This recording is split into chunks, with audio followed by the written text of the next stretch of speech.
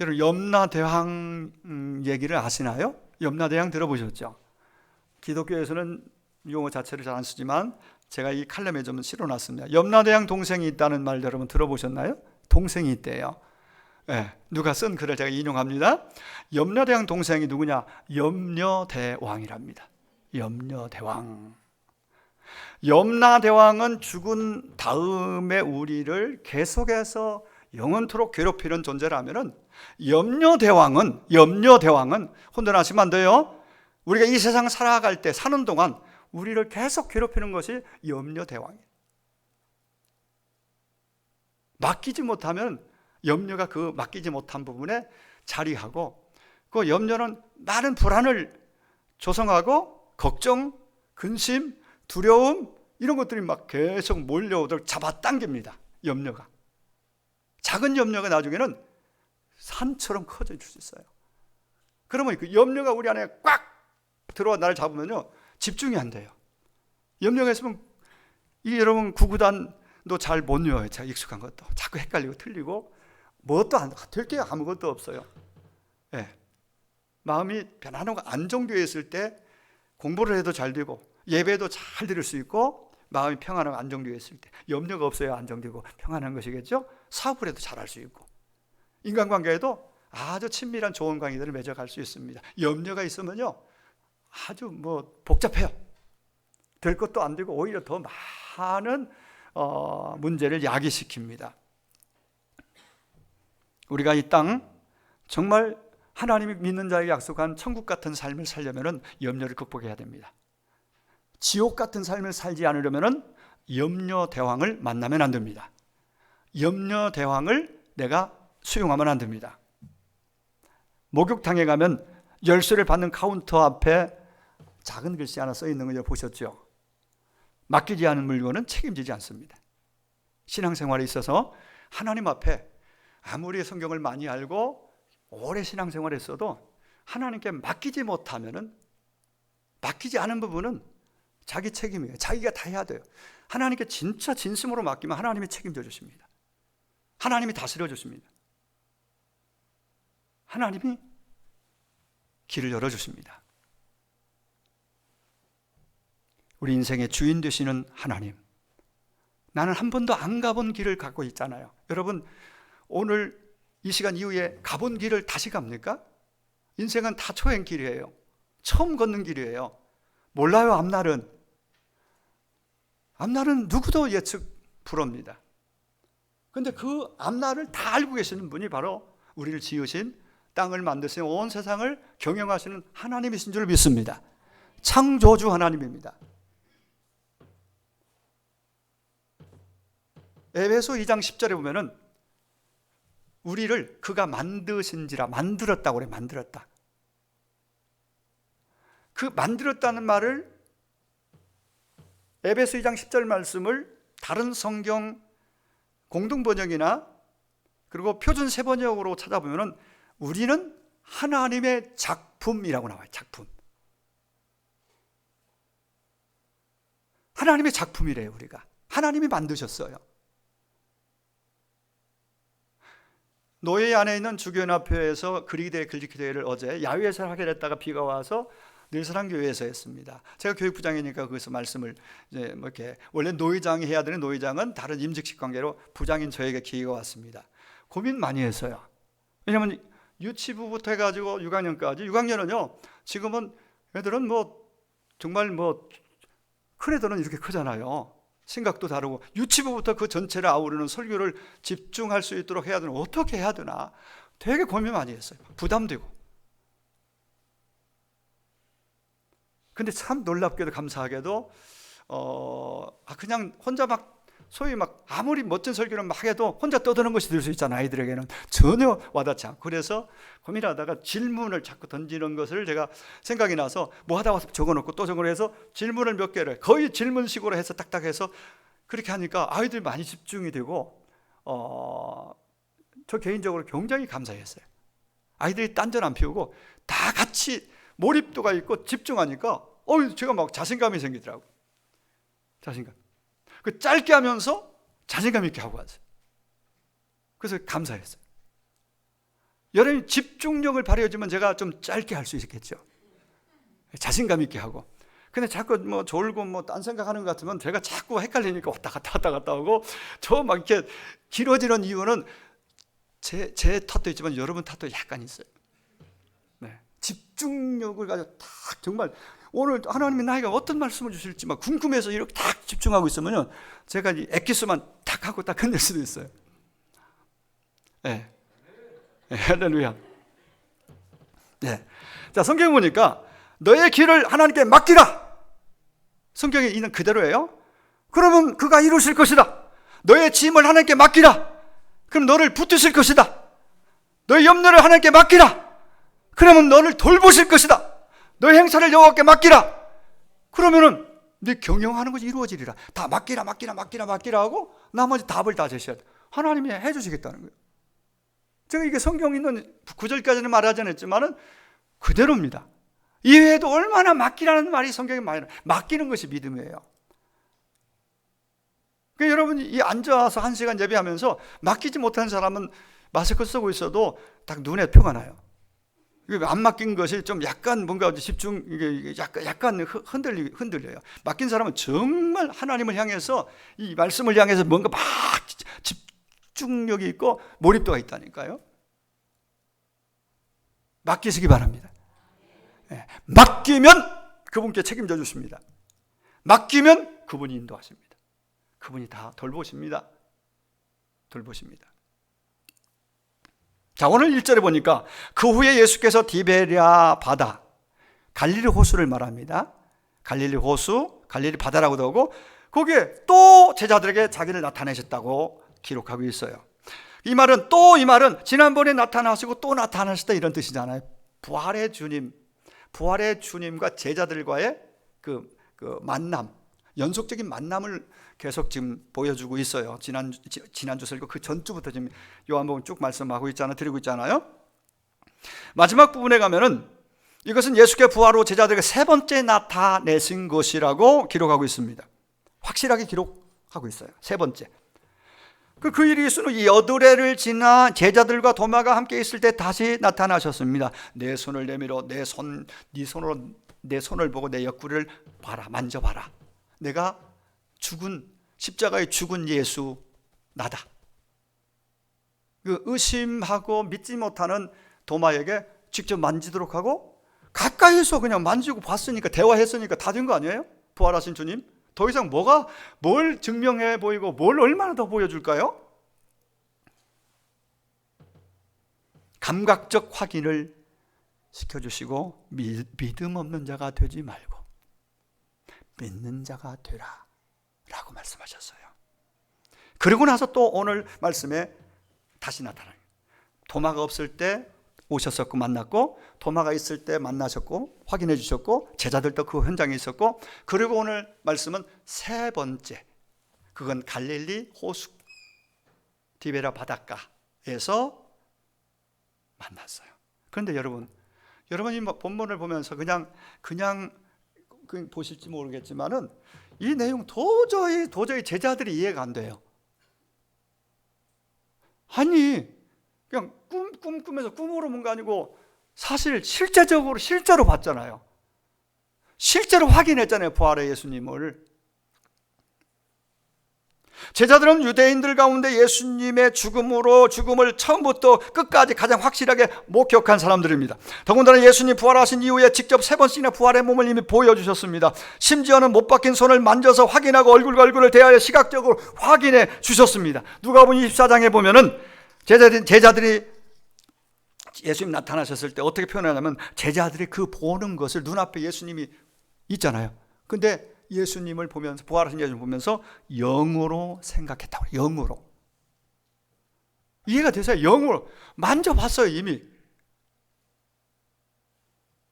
몸을 만져보고 부활하신 예수님을 또 대화해보고 가까이서 다 했는데 영으로 생각했다. 그래서 예수님이 그리 말씀, 야 이리 와봐, 만져봐, 내 몸을 만져봐. 부활하신 예수님은 영으로 부활한 것이 아니라 몸이 신령한 몸으로 부활해서 만질 수도 있고 음식을 먹을 수도 있고 안 먹으셔도 상관없고, 그게 신비한 부활의 몸이 그런 상태입니다. 야, 영은 살과 뼈가 없지 않느냐? 나는 있느니라. 구체적으로 말씀해 주셨어요. 그리고 그들은 만졌어요. 여러분, 너무너무 깜짝 놀라 좋은 일이 있으면은 이거 꿈인가 생신가 싶어서 야 여보 이리 와봐. 한번 꼬집어봐요. 꼬집잖아요. 진짜네? 아픈 거 보니까 사실이네? 확인하잖아요. 그런 식으로 예수님을 만져보고 확인했잖아요. 직접 그 목소리를 듣고 바로 근거리 바로 앞에서 주님을 확인 또 확인, 한 번도 아니고 두 번, 세 번.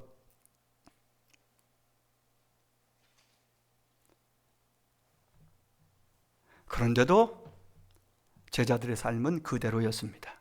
아니, 옛날로 돌아가 버렸습니다. 그 반정이 갈릴리 바다에서 그물질하고 있는 모습입니다. 오늘 이 성경 말씀에는 7명의 제자들이 함께 자리하고 있습니다. 베드로와 도마와 나다나엘, 세베대의 두 아들. 세베대 두 아들은 야고보와 요한을 말합니다. 그리고 다른 제자 두 사람, 이렇게 7명이 모였습니다. 베드로는 지금 마치 꼬마 대장처럼 평상시에도 그런 항상 먼저 나서기를 잘했고 또 그런 리더십이 있었어요. 제자 가운데서 나이도 제일 연장자에 속합니다. 베드로가 그 형님뻘이죠. 형님이죠. 실제 자기 동생 안드레도 있었고 다른 다 12제자 다 나머지 제자들도 다 베드로보다 다 나이로 쳐도 동생들이에요. 어쨌든 성격 기질상 그런 리더십이 좀 있었어요. 자기가 중심이 돼야 하는 그런 기질이에요. 그 상당히 장점이 많은 사람이죠. 뜨거워지기 쉬운 만큼 또 쉽게 식는 그런 성향도 안타깝지만 있었던 걸 봅니다. 근데 여러분, 베드로가 고민 많이 모든 거 다 생략됐어요. 이 내용 안에. 그럼 고기 잡으러 가자. 고기나 잡으러 가자. 나는 고기 잡으러 갈 거야 하고 가니까 꼭 꼬마들 따라가듯이 나도 갈 거야, 나도 다 따라온 거예요. 그 7명이에요. 그리고 갈릴리 호수 거기서 그물 가지고 배를 타고 고기를 이제 잡겠다고 나선 것이죠. 근데 결과가 어떻게 나타났나요? 한 번 던진 게 아니라 두 번 던진 게 아니라 밤새 했는데, 그물질 했는데 뭐라고 하나요? 이 밤에 아무것도 잡지 못하였다.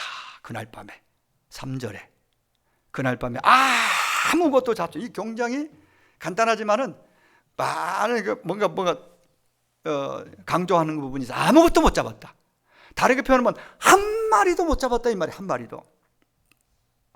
밤이 셀 때까지 계속 그 작업을, 그물을 던지는 작업을 했습니다. 이상하리만큼 그 밤에 날이 새도록 한 마리도 잡지 못했다. 이게 굉장히 강조되고 있다고 봐요. 여러분, 베드로가 누굽니까?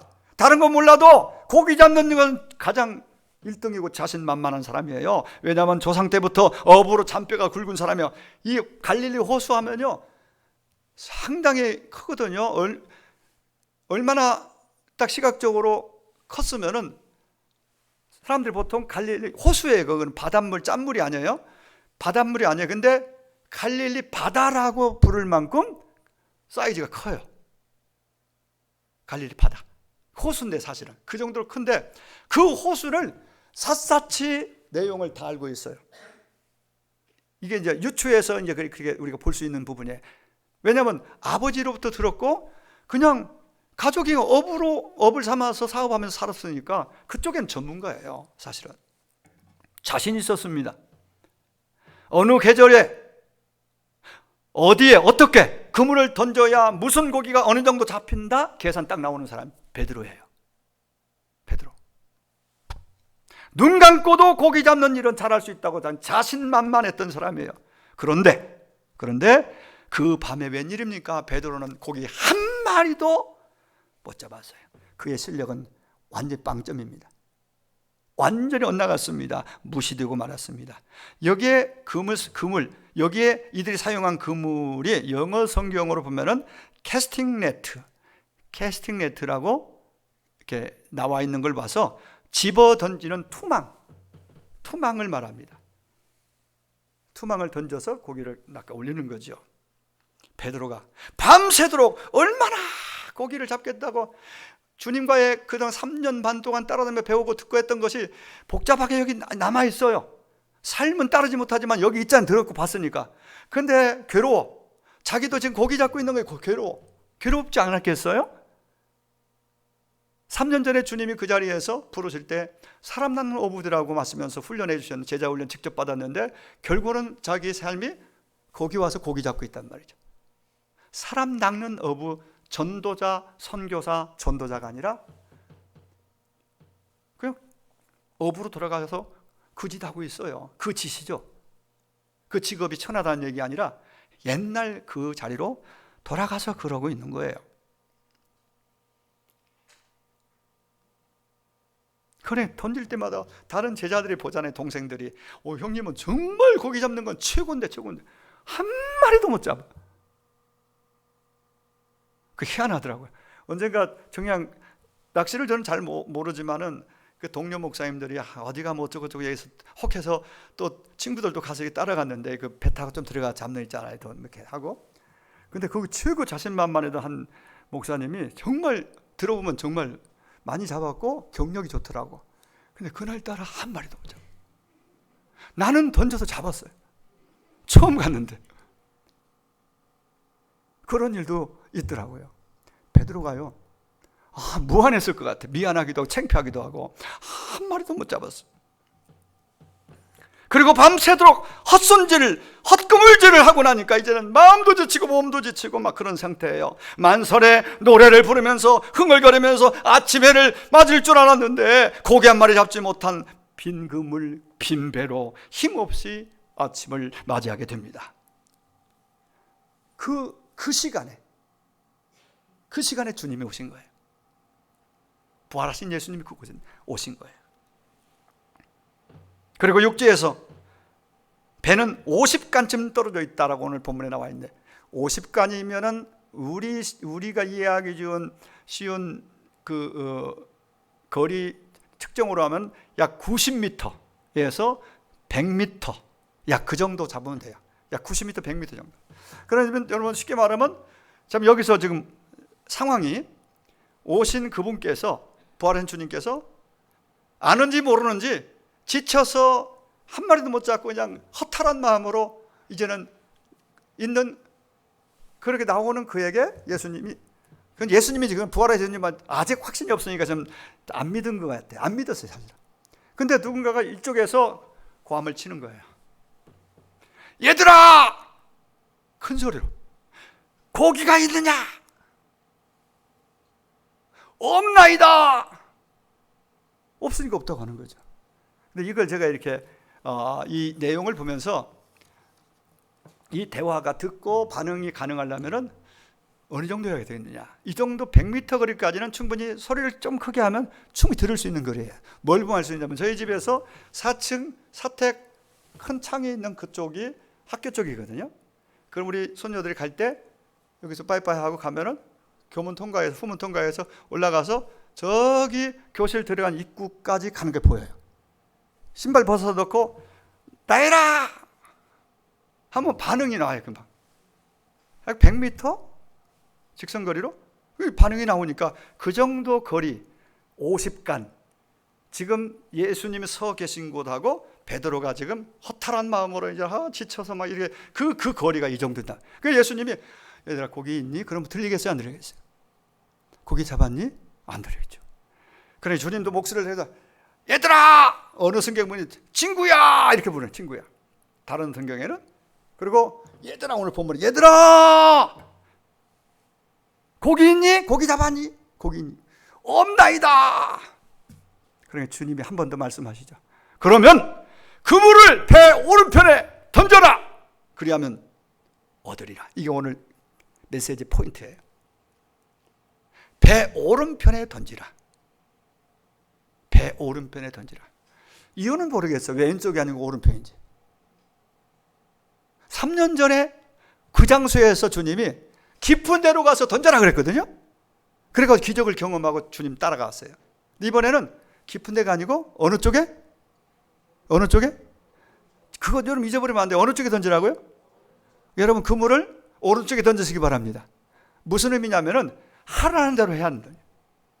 오른쪽, 왜 꼭 오른쪽에 배 뭐 거기서 거긴데 왼쪽에 잡았을까 못 잡았을까요? 우리 예측컨대 한 마리도 역시 못 잡았을까? 왜? 그건 순종이 아니거든요. 순종이 아니거든. 그렇게 던졌더니 하라는 대로 했더니 고기가 많아 그물을 들 수 없었더라. 요한복음의 기록자인 사도 요한은 이 일의 확실성을 증명해 나타내기 위해서 그물에 잡힌 고기 숫자를 제시합니다.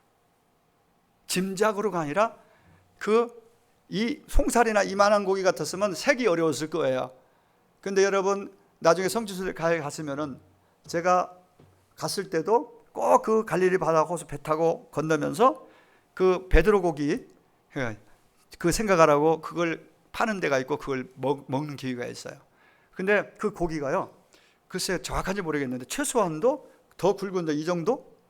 이런 고기. 좀 있으면 제가 끝날 때지만 이렇게 더 클 수도 있습니다. 이런 고기가 가느다란 것이 아니라 갈치처럼 큰 고기 이런 거에 153마리. 여러분 1000마리에 비하면 얼마 안 되지만은 한 마리도 못 잡았어요. 그리고 그물이 찢어질 정도로 배에 실면 배가 큰 배가 아니에요. 겨우 뭐 몇 명 타가지고 망 던져서 하는 거니까 땡기는 거니까 거기에 153마리 이따만한 큰 것이 올라가면은 배가 흠청할 정도로 그래서 같이 친구들 다 이 동네에 도와서 이렇게 건져 오는 걸 볼 수가 있잖아요. 분명 오늘 본문에 큰 고기라고 지칭하고 있어요. 큰 고기 153 몇 마리?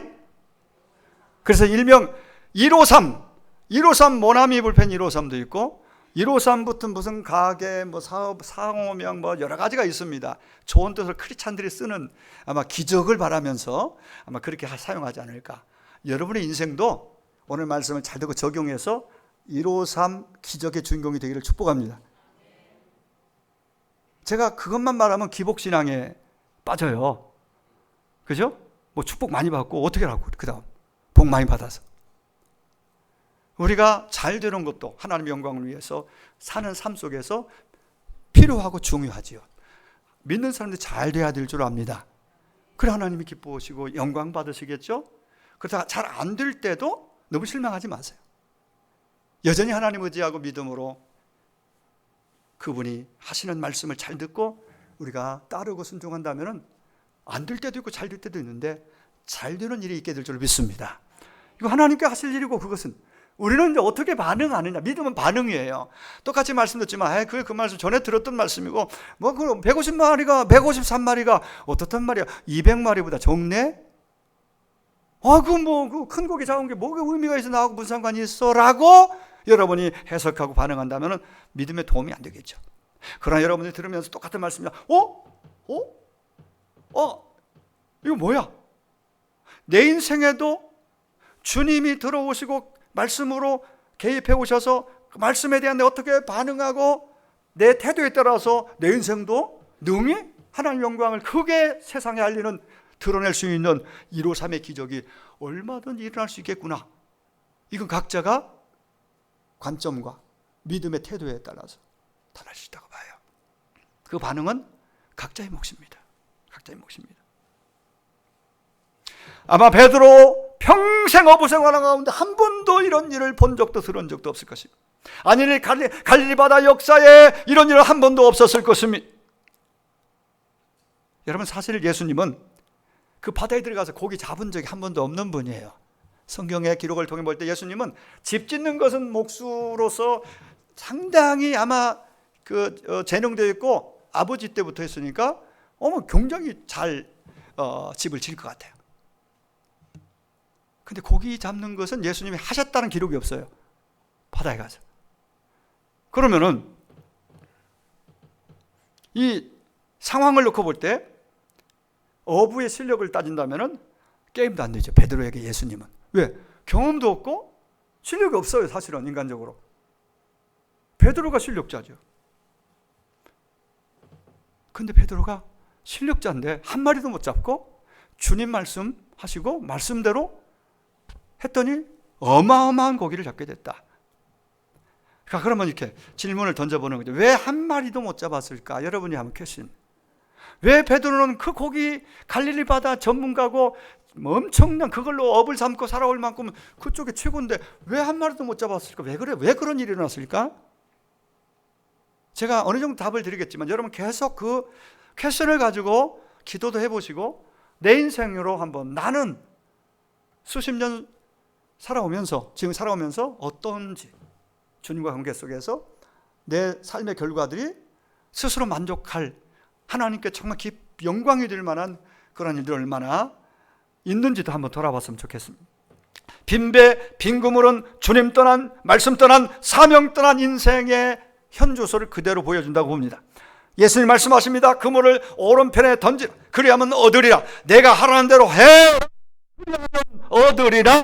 너의 입장이나 상황이나 환경 보지 말고 주께서 말씀하시면 말씀대로 순종해라. 그리하면 된다 얻으리라 라고 말씀하십니다. 이 부분을 쉬운 성경이라는 성경이 있어요. 이걸로 읽어보니까 이렇게 나와요. 그들은 이 나와요. 베드로를 위시한 그들은 다 같이 한번 받아갈까요? 시키는 대로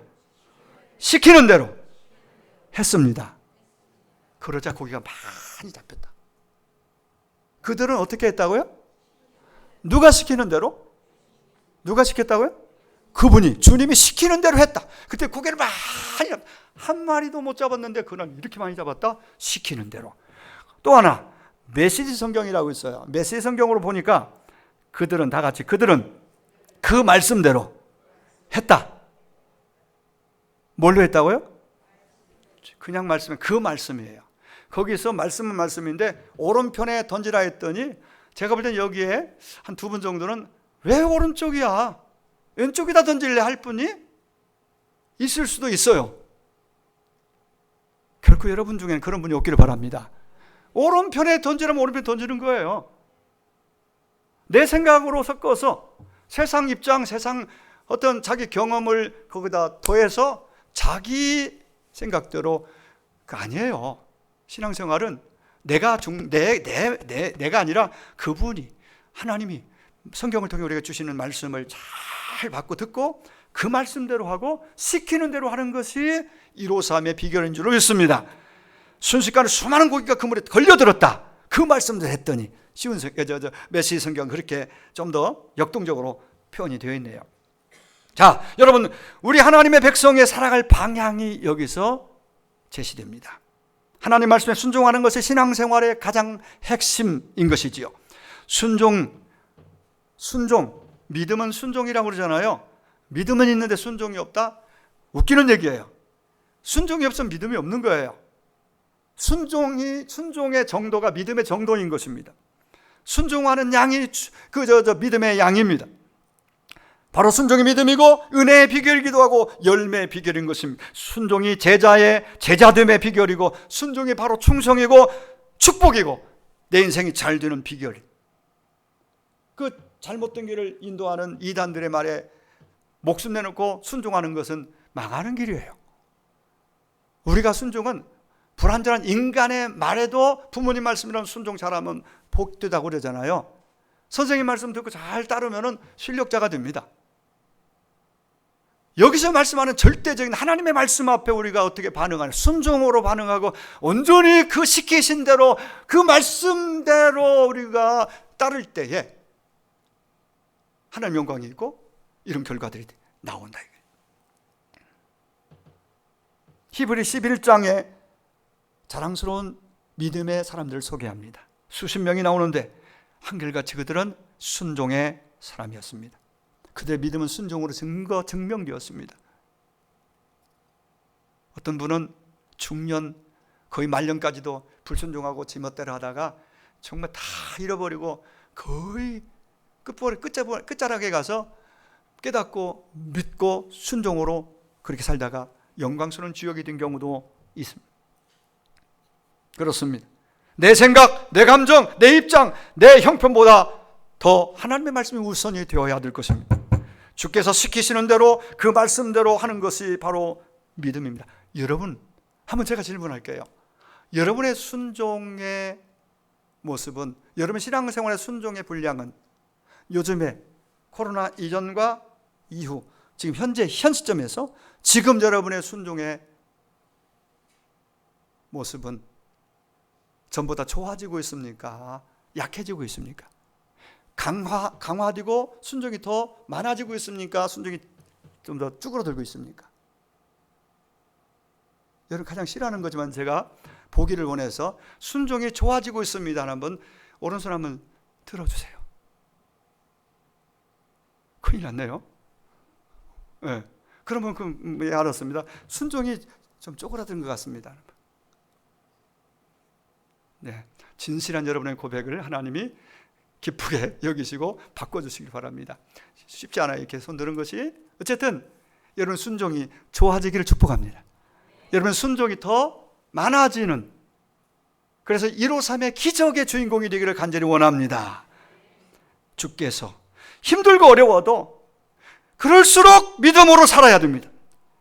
주께서 시키는 대로 주시는 말씀대로 살 때에 때로는 손해볼 수 있습니다. 때로는 더 힘들 수 있습니다. 때로는 공격받을 수 있습니다. 자존심 상할 수 있습니다. 그럼에도 불구하고 이게 복된 길이고 이게 정말 잘 되는 길이라면 순종을 선택해야 될 줄 믿습니다. 반드시 하나님이 책임져 주실 것입니다. 우리가 자주 인용하는 모세 그리고 12정탐꾼 이야기. 모세는 자기 의지와 상관없이 요청에 의해서 하나님의 허락받고 10명, 12명의 정탐꾼을 선택받아서 보내지 않습니까? 근데 갔다 너무 좋다는 건 공통점이 너무 좋고 들어가면 좋겠다는 의견을 다 피력했으나 그 중에 10사람은 그런디 가면 큰일 나겠는디? 가면 죽어. 거기 가면 우리는 그냥 아예 안 가는 게 수야.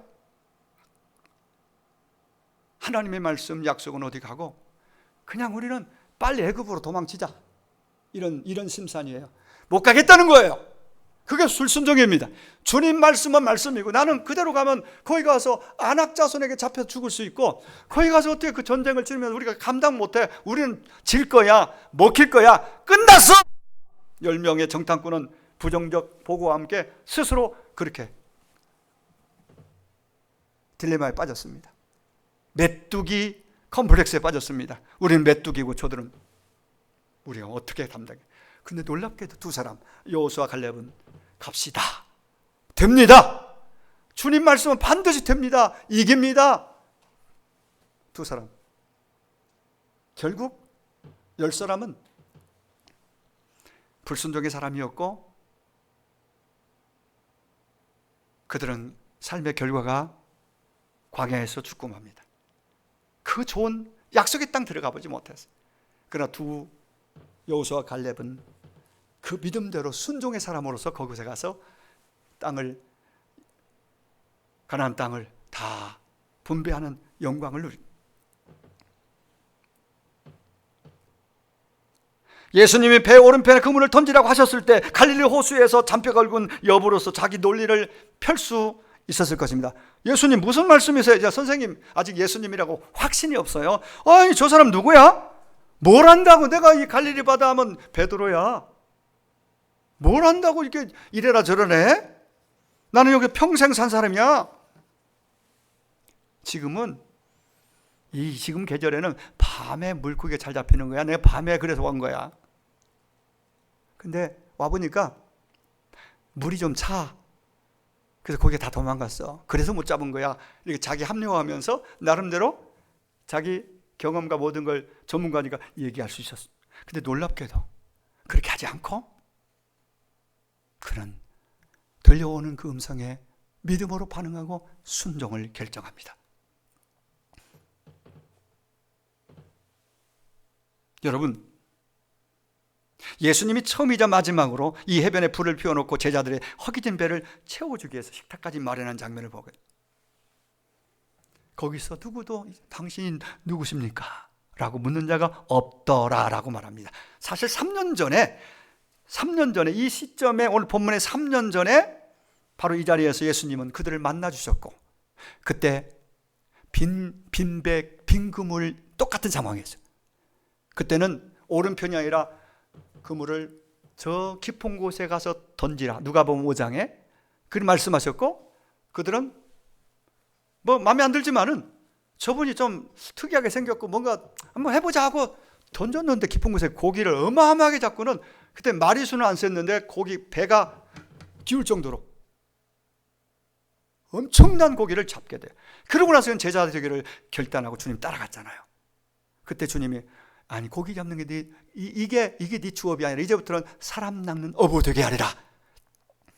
이제부터 너희들은 많은 사람들을 하나님께 인도하는 전도자로 내가 제자로 삼는다고 그렇게 부르신 것이죠. 나를 따르라. 그렇게 말씀을 맺습니다.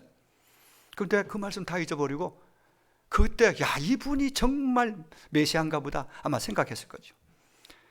그 옛날로 다 잊어버리고 옛날 그 자리로 돌아가 버리고 만 것이죠. 그래서 그 자리에 오셔서 주님이 153의 기적을 보여주셨습니다. 네가 네 마음대로, 네 경험대로, 네 의지대로, 네 뜻대로, 네 생각대로 아무리 열심히 달려가도 그것은 하루아침에 없는 것이 되고 제로 인생이 될 수 있다, 허탕 인생이 될 수 있다는 것을 분명히 보여요. 사명 떠나면, 말씀 떠나면, 주님 떠나면 바로 그렇다는 것입니다. 밤새도록 해도 소용없다, 이 얘기입니다. 네 실력대로, 네 경험대로, 네 생각대로 하지 말고 그냥 배 오른편에 던지라. 그리하면 얻으리라. 그리고 그렇게 했더니 되어지는 걸 봤습니다.